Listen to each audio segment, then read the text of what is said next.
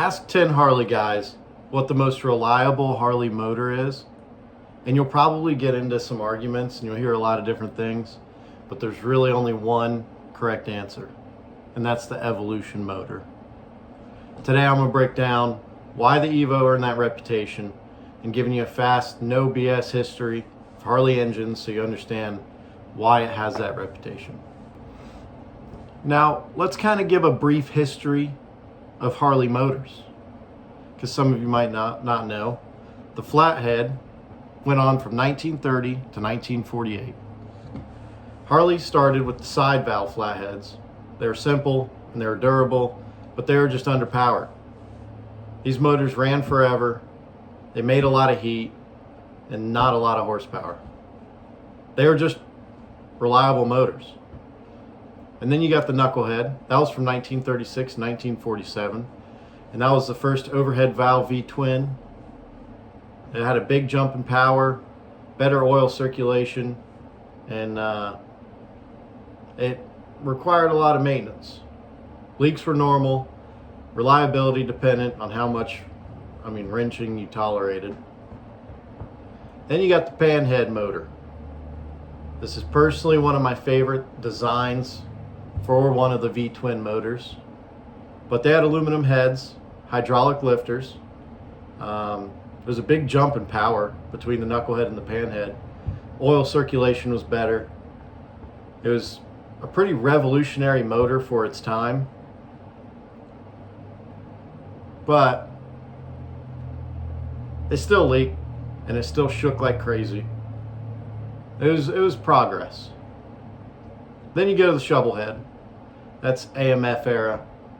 AMF kind of saved Harley from going completely bankrupt. But the shovel head had more power, a lot more heat. They had more problems. The quality control of the AMF era motors were not that good. They're really cool motors. They run real strong. You had the 74 and the 80-inch shovel heads. They're really good motors if you knew how to work on them and knew how to maintain them. Still leaked. Kind of hurt Harley's reliability reputation, but that will all change with the next motor. So, the Harley Evo motor was introduced in 1984. This motor was pretty much Harley admitting they need to fix a reliability issue. And they did. They had to compete with different markets and different companies coming out with these super reliable motors, Japanese companies, and they made one of the best motors, in my opinion, ever, but definitely the best V-twin motor. The most reliable. They had all aluminum heads and cylinders. That made the heat dissipation a lot better. They had tighter tolerances, less oil leaks, longer service intervals, improved oiling system, fewer top-end failures. Parts lasted a lot longer. They had a gear drive, so there wasn't a lot of plastic in the motors at the time, which we see now with the M8s and the twin cams when they had the 88 cubic inch with the spring tensioners. You saw tensioners breaking and all those plastic parts getting in the cam plate and everything else all throughout the motor. They didn't have that. The Evolutions were all gear drive. It wasn't about chasing horsepower, really. It was just about how reliable can we make this motor with the least amount of maintenance possible. The Evolution can routinely go 80,000 to 100,000 miles. With basic maintenance. You don't even need to restore a motor.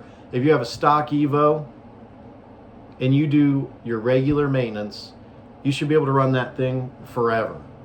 There might be some things you might need to do around the 80,000, 100,000 mark, but nothing that you can't do in your garage if you have the right tools and the know-how, which YouTube's a great place to learn how to do most things on an Evo motor.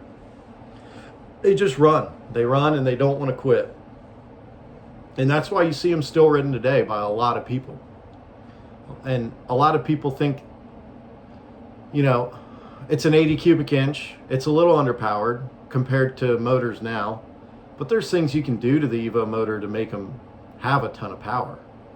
I mean, you could customize them like crazy, and you can put performance parts in them. S&S makes a ton of different aftermarket parts for them to make them go faster. With that being said, there are some known weaknesses of these motors. Every motor has a weakness. And early pre-1991 cases, they could have cracked on the left side. There was a known issue with that. Stock head studs could pull. Cam bearings on neglected motors can fail. But none of these problems are design killers. They're known issues with known fixes. And once they're addressed, you're good to go. They're great motors. With all that good stuff being said, let's talk about what came after the Evo motor, which was the twin cam. They had the 88 cubic inch twin cam, the 96 cubic inch twin cam, and the 103. And they also had the 110, the Screaming Eagle special version, the CVO. The twin cams had more power, they had more vibration, and they had a lot more parts to fail. Those cam tensioners, plastic spring tensioners, which they later fixed somewhat with the hydraulic tensioners, but they seem to still fail after a certain point because they're plastic parts wear. Milwaukee 8, after the twin cam. They're smooth, less vibration, they're real powerful in modern technology. So you had your navigation, you had your cruise control, you had your Bluetooth, all that kind of stuff. Very convenient motorcycles and a very powerful motor with the 107, the 114, and the 117 cubic inch. And I think they have a 121 or something like that for the CVO. They're a lot more complex, a lot more parts. They run hotter because they are a bigger motor. And my least favorite thing about them is all of the electronics that they put on these Milwaukee 8s. And some of these problems you can't even fix without a computer.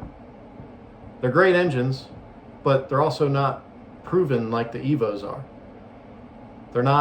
They haven't had enough time yet to be able to tell what's going to go wrong with them in the future.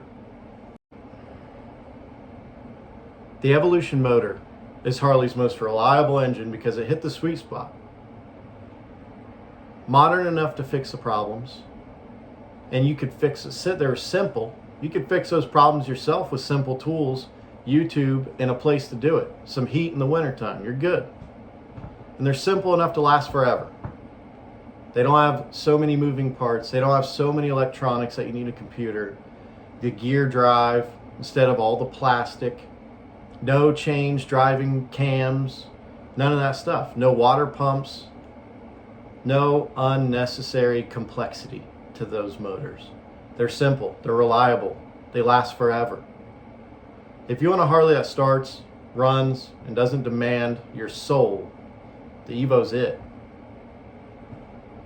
If you disagree, let me know. But I think if you ask a lot of people, they'll agree that the Harley Evo is the most reliable Harley motor that they've made. And if you're planning on getting a Harley and you're watching this video because you don't know what to get or you want to know what is reliable, I hope this helped. And I hope it helped you make a decision on what you want. Like I said, all the motors have their little problems, but the Evolution just seemed to have a little less of those problems. Well, a lot less. If you liked the video, let me know. Thanks for watching. Peace.